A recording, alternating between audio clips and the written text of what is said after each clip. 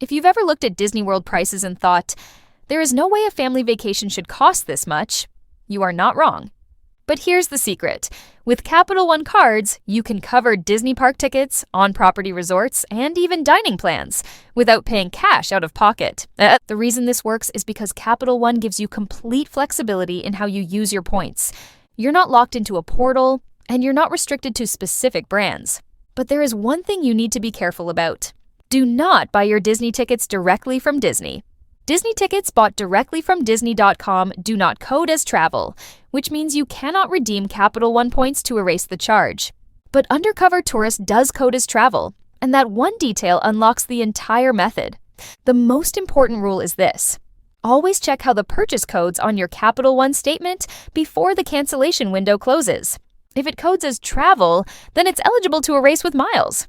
Once the charge posts, Capital One's purchase eraser lets you redeem miles at 1 cent per point toward your vacation. So a $5,800 Disney package requires about 580,000 Capital One miles. Keep that math in mind as we walk through this example trip. Now let's head to undercovertourist.com and build a Disney vacation package. For this example, we're using a check-in date of March 1st for a family of 4 with 2 kids under the age of 9. You'll notice there are a lot of hotel options in all price ranges, from budget to moderate to deluxe. For this walkthrough, we're choosing Disney's Port Orleans Riverside. Right now, Disney is offering up to 30% off, and kids get a free dining plan when you book a hotel, tickets, and dining together, which can be a fantastic deal. Next, we're selecting base tickets with 4 park days. You can absolutely choose Park Hopper or add more days. The beauty of this strategy is flexibility. If upgrading your tickets pushes you beyond your points budget, that's okay. You can pay the difference and still end up with a deeply discounted Disney vacation. For our example package, arrival on March 1st at Port Orleans Riverside, 4 park days, and the Disney dining plan. The total is $4,793. That means you would need 479,300 Capital One miles to cover the whole thing. If you want to read this as a step-by-step guide with screenshots, check the link in the description to our full written walkthrough on points2magictravel.com. So, how do you get that many Capital One miles? This is where sign-up bonuses come in. The Capital One Venture Card currently offers a 75,000-mile bonus after spending $4,000 in 3 months.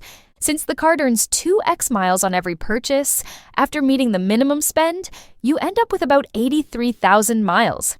Then your partner signs up for the same card, meets the minimum spending requirement, and now they have 83,000 miles too. You can transfer points between each other. So together, you're starting with 166,000 miles.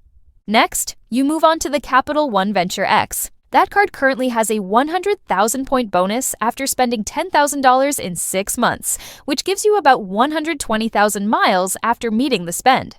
Have your partner sign up as well, and now you've added another 240,000 miles combined.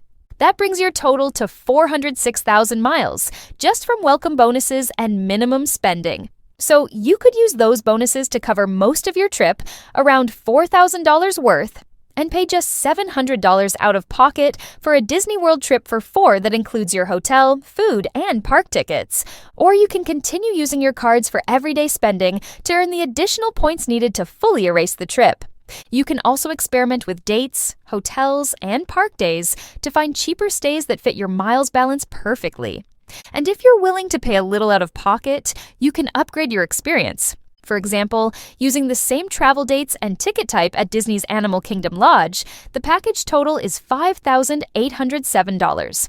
That means just using sign-up bonuses and minimum spending, the trip would cost you about $1,800 for a deluxe resort, 4 park days, and dining included. But maybe you don't have a partner, or you don't want to wait for all 4 bonuses, or you're okay staying off property. You can still use this strategy just for park tickets and stay at one of the amazing Disney area hotels nearby. We've stayed at several of them and loved them, and our reviews are in the blog. And if you're still deciding where to stay, grab our free Disney Hotel database. It lists every Disney area hotel you can book with points, sortable by free breakfast, large rooms, pet-friendly options, and more. Link is in the description. For March 1st, 4-day park tickets for a family of 4 are $2,649, which requires far fewer Capital One miles. Pair that with a sign-up bonus from a Hilton, Marriott, or Hyatt card, and you can cover your hotel entirely with points. If you want to stack even more savings on your Disney trip, grab the free Disney Cashback Toolkit. It shows you exactly how we save for food at the parks using free cashback apps for Disney gift cards, which are accepted at restaurants and stores in Disney World. Link for the Cashback Toolkit is in the description. Capital One Miles really makes this very flexible. Let's say you already have tickets and you're looking just for hotels. Or if you're annual pass holders and looking for free Disney World on-property stays, you can use Capital One Miles just for the hotel stay too. And if you have questions about using Capital One Miles for your trip, drop them in the comments. I answer everyone. Let me know about your free or low-cost Disney World trips using points. Make sure to hit like and subscribe for more step-by-step Disney saving strategies.